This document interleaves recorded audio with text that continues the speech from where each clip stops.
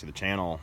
Well, this is going to be a little bit of a different video than I normally do, but I like videos like this because you know me, I'm always doing projects, always doing stuff around the house, and I wanted to do a video on how much can the Toyota Tundra haul. Like, what can you realistically do with this thing with factory springs, so on and so forth. So I thought this might be a good example and a good time to do a video like this.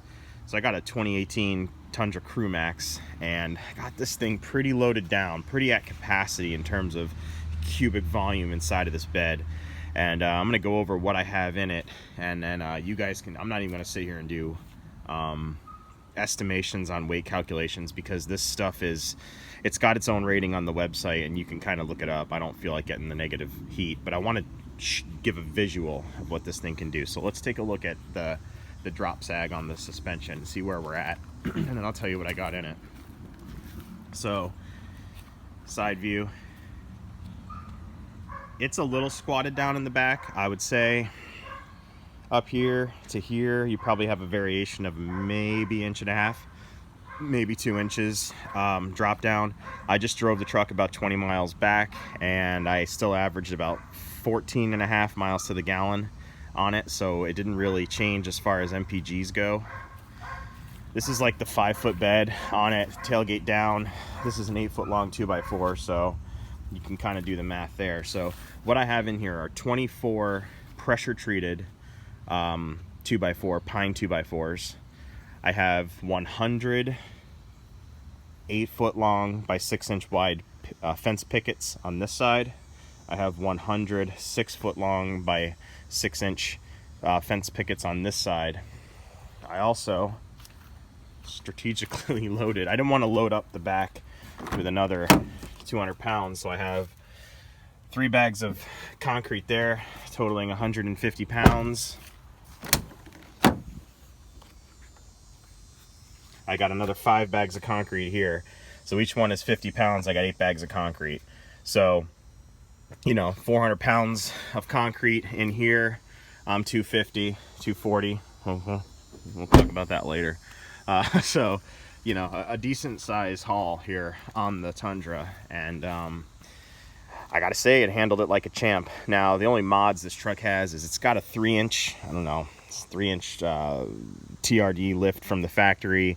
It's got 20-inch wheels. Tires on this are these are the Nitto Terra Grapplers. They are 305 55 R20s. Profile's a little lowish for my taste, but that's how the truck rolled off the line when I bought it. So I wanted to show this. I like these videos because if you're actually using your truck, which I hope you guys are, not just mall crawling with these things, it's good to know what they can hold, because at the end of the day, when you're buying a truck, you need to use it. And you know, I had that F350 diesel with, I think, the 6-liter in it. Man, that thing was a tank. Had a big ass bed on it. But I will say, when I built this old fence back in the day with that truck, I will say that I had more squat on that F350 than I did with this truck. And I can get all the negative comments in the world, I'm sure they'll come, but it's my experience. You can look back on my channel. It's from maybe 5 years ago. I had that truck, and that thing was a monster, but that suspension was tired. Now, maybe someone used it more, you know, than I did before I obtained that truck, but I have to say I'm pretty impressed with this. Now, you know, you're not going to want to be doing this all the time. It does put stress on the suspension. So the longer you do big hauls like this, the more you're going to have to be mindful of your suspension. But all in all, how much will a Tundra hold? You can see this is pretty good representation. I mean, all this stuff is pressure treated, so it's wet and it makes it heavier. So you'll be able to fill the bed up with 2x4s, 2x6s, whatever. I mean, I'm looking at this from a cubic volume, cubic density aspect. It's a full bed.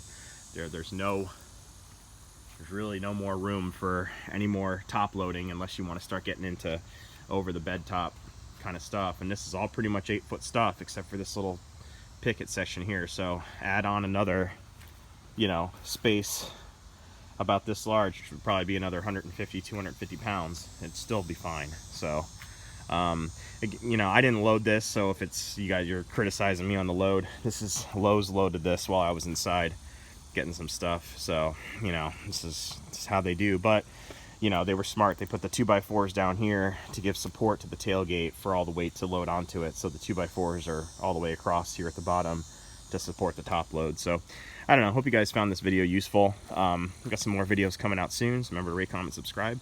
Get you in the next one.